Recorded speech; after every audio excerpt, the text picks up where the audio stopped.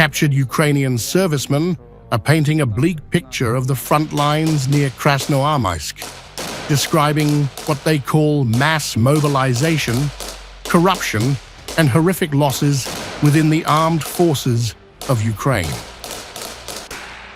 Mikhail Chelenko, a soldier from the 425th Skala Separate Assault Regiment, said troops who refused to fight were beaten, and in some cases even killed.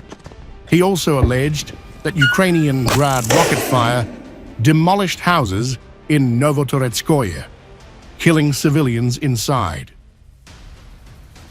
I surrendered because our command doesn't help us in any way. Losses are terrible. We have losses. They don't give us anything to eat. They only send us to the storm. And those who don't want to go to the storm will be thrown from the bombers, tanks, or something else. Or other groups will come in and shoot. For example, another group came in.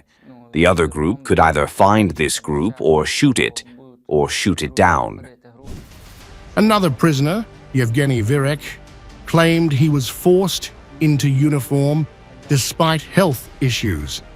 He said he was stopped on his way to work, taken to an enlistment office, and sent to the front without any training. The military commissariat didn't give me the armor because, as they explain, your mustache is not subject to armor. They took the armor off my mustache. Then they began to cover me with banners. The banners came to my house. I didn't sign up for them. Then the banners began to come to the plant one by one. They took me to the checkpoint. I left work. Goodbye, let's go. They beat me up, let's say, not only at the plant. In the city, let's say, they beat me up with a sledgehammer or something. Both men, now in Russian custody, told interrogators they surrendered to save their lives. Losses are terrible. They don't give us anything to eat. They only send us to storm, one of them said.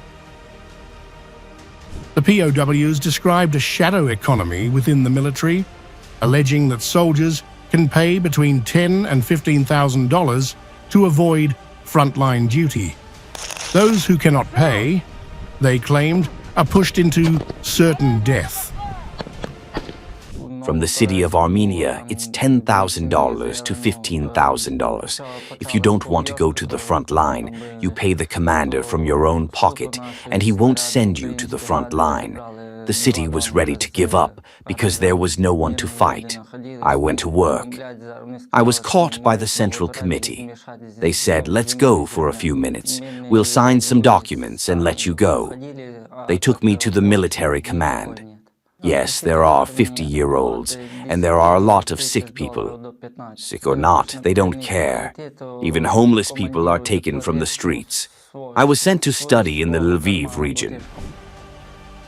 Accounts also highlight Ukraine's manpower crisis. Another captured soldier, Pavel Moiseyenko, said mass mobilization has drained industries of specialists like electricians, leaving some areas without power for weeks. Moiseyenko, who worked at a plant, said he had a draft exemption, but was seized at a checkpoint and beaten before being sent to military service. Sick or not, they don't care. Even homeless are taken from the streets, he added. Sick or not, they don't care. Even homeless people are taken from the streets. I was sent to study in the Lviv region. We weren't allowed to go anywhere. If a sergeant went to the city, they gave him a map. He took it. There were people who took the map, but it was lost. Or they lost the map. We were sent to a village. They said there would be an exchange. We talked for 2 weeks. There was no exchange. They just broke us up. They break us up. The testimonies released by Russian military channels cannot be independently verified, but they underline the severe pressures facing Ukraine's armed forces and the human toll of a war now stretching into its third year.